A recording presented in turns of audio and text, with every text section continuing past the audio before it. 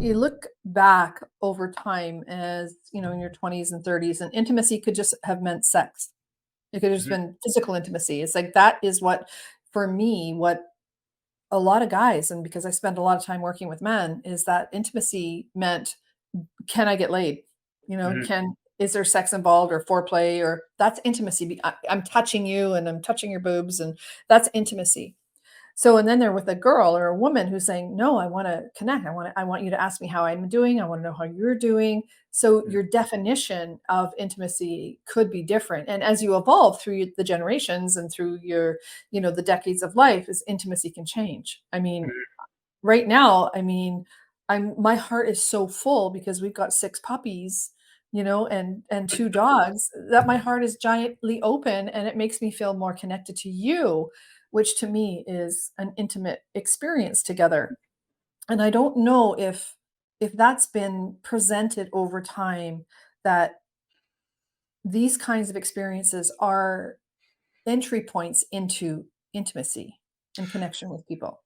Yeah, and I mean, let's face it. There's all sorts of well, there's different types of intimacy, right? So we often are talking about emotional intimacy or connected mentally, emotionally, spiritually, right? So there is the physical intimacy, and there's intellectual intimacy, and there's spiritual, and that spiritual intimacy. But there's also trust and vulnerability. Mm.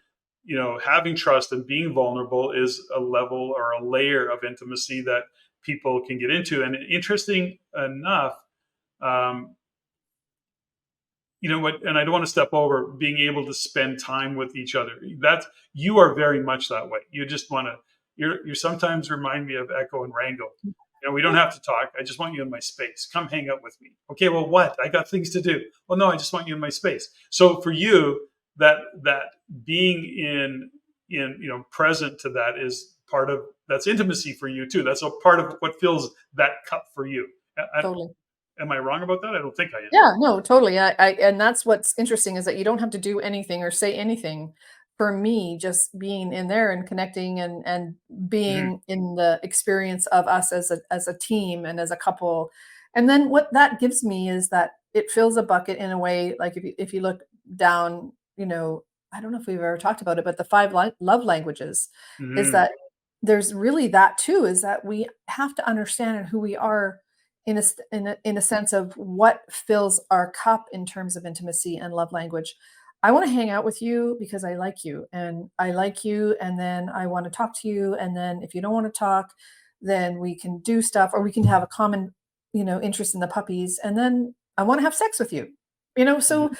things lead to physical intimacy, but if you don't know that about the other person, then there could be a lot of blocks in, like, Mhm. in some for some reason, some guys are saying, like, my wife doesn't want to have sex with me and she doesn't find me attractive, or I don't find her attractive. Mhm. Well, maybe there's something in this intimacy conversation that they could learn from. 100%. And there's a part of it too where part of intimacy is affection and Mhm. appreciation. But it's interesting about affection. You can have affection, but if it lacks it, if there isn't an appreciation in behind it, it lacks kind of that next layer of Yeah, intimacy. and that And authenticity. yeah, and authenticity. So, when you look and you break it down, but let's go back a little bit and just talk about, I think, where we see the breakdown. As we're working with clients, we have these different conversations, and we start to understand that as people are sharing what they're going through and what's happening for them, there's that emotional distance that is showing up. That's often either showing up for somebody who's at the effect of it in a relationship, but there's also, or it could be that person that is not willing to let their guard down, that actually feels that, sharing those kind of fears, if you will, or what they're going through mentally, emotionally, spiritually, is actually a sign of weakness. Men do that. Right. And, I go back to what I said before, is that so many men get confused by what the word intimacy and what being intimate really means. So there's also lacking. If there's a physical disconnect.